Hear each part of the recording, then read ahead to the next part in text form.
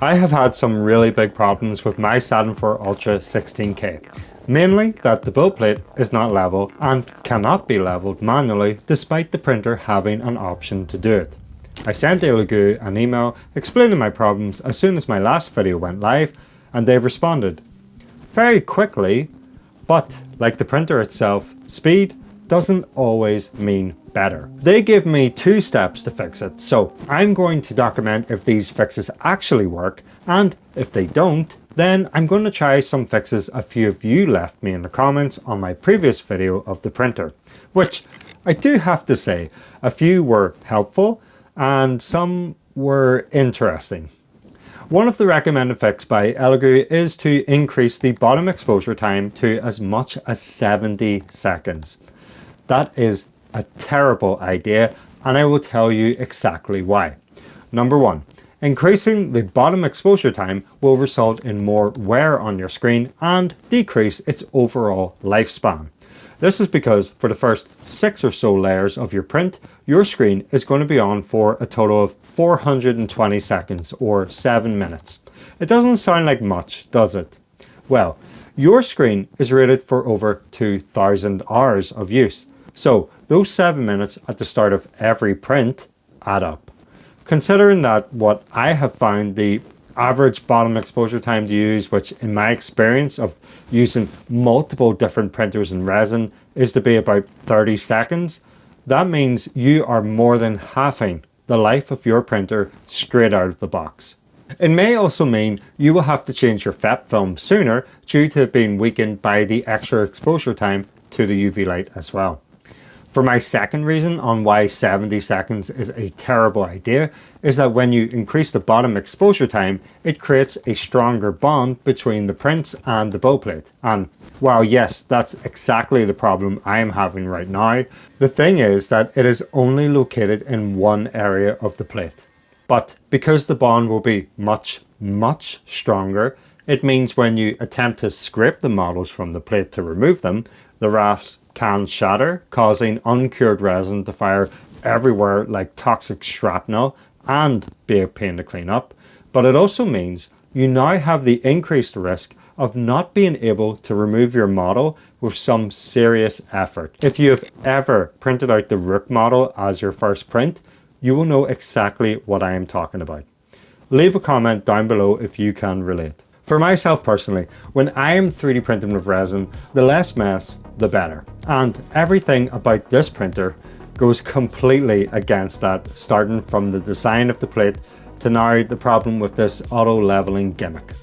Bear in mind, I was having exploding rafts at 30 seconds with Elegoo's standard resin, and their response was to try and bump it up as high as 70 seconds. The other workaround given to me is to reload the cheat code onto the printer. My contact at Elegoo sent a standard titled Sheet2 cheat code 11 in brackets, so it is obviously a copy of whatever cheat code they are putting on the printers. The only problem is that there's no instructions on how I am to load this cheat code onto the printer. So I tried to Google it and find some videos, and there was none in my search. So I had to send another email to find that out. If you have the same problems, then I'll save you an email exchange and show you how to do it. First, you need to take the cheat code file and copy it onto your USB stick. Then, with your USB stick in the printer, select the print option, then USB stick option, and then the cheat code file. Press print and wait for it to tell you to restart the printer. Switch the printer off at the side, remove the plug for about 10 seconds, and then turn the printer back on, and it should be good to go after it installs. I tried to do another test print after this cheat code refresh with this time at 20 seconds bottom exposure time, because based on my previous attempts, 20 seconds should actually be way more than enough. Now all 8 printed, but the middle of the plate is clearly the problem. I am still getting failures relating to the middle. Even at 20 seconds, when removing these prints off the plate, the first one shattered. So now that I am out of Elegoo ideas, I turn to the comments and other people's videos to see what they have done and recommend. One solution I saw quite often was to use M6 washers in the screw post to give some extra room for the springs to adjust. Luckily, I had this box of bolts and washers that Mrs. Sam bought when we moved into this house, thinking I would be good at DIY. The disappointment she has is immeasurable to say the least, but they have luckily come in use finally for this experiment. I used 2 washers on each post and tried to manually level again. Finally, I can tighten the screws down a bit more, and loosening them seems to actually make the plate press more on the outsides. But even with the extra room, that bloody metal, no matter what I do, it just won't stick. I tried a test print and it was a complete disaster. Only the front half printed, and what did print was only what I can describe as the first slivers of layers, so it's actually made it worse. Some of you commented to say about possibly tightening down the middle posts on the printer, as that's where I'm having the problem. Well, unfortunately, after disassembling the plate, all of these inner posts do is effectively lock the plate in horizontally. To check it wasn't just my adjustments with the screws, I tightened them all down and done the manual leveling process again. This time all 8 printed. However, there were some pieces missing, and again, they were all slivers. I don't know what's happening here, but washers across the plate does not work. I can say that looking back at Ross's video, this seems to be more for if your corners are not all leveled the same. So off they came. What do I do now then? Well, one of the comments was interesting. It read basically as, they never use Elegoo's resin.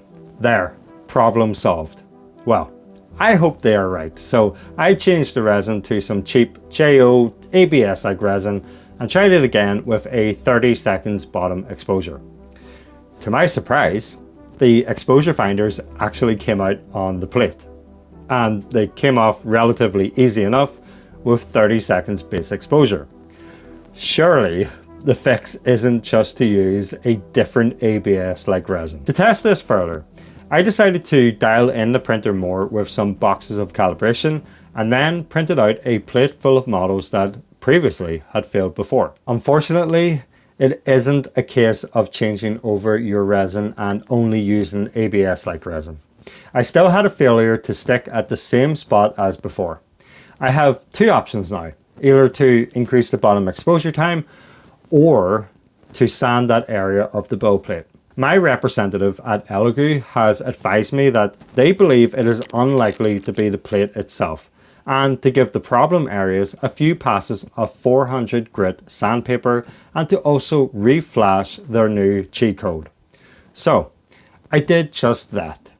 However, when you're sanding a build plate, it is best to do it on a completely flat surface like a pane of glass. But funny enough, I don't have any of those lying about for some reason. So I did my best to just sand the bit that is giving me trouble.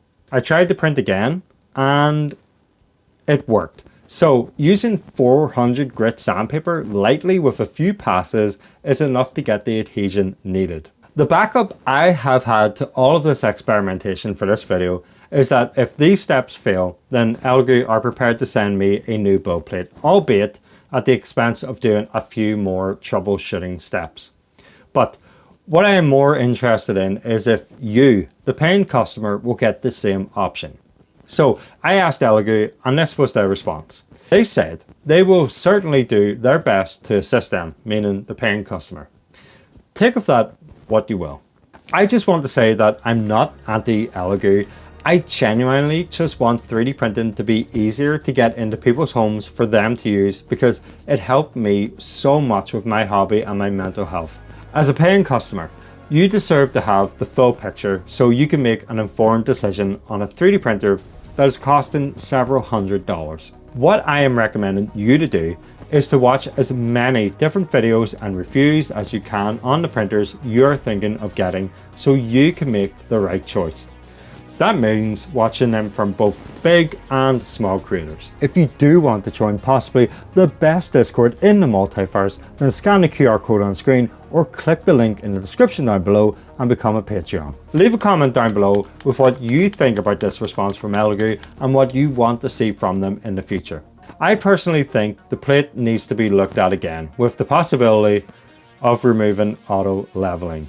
Controversial. But in the meantime, if you want to see another honest take that I have on a printer I have used, then you should watch this video next.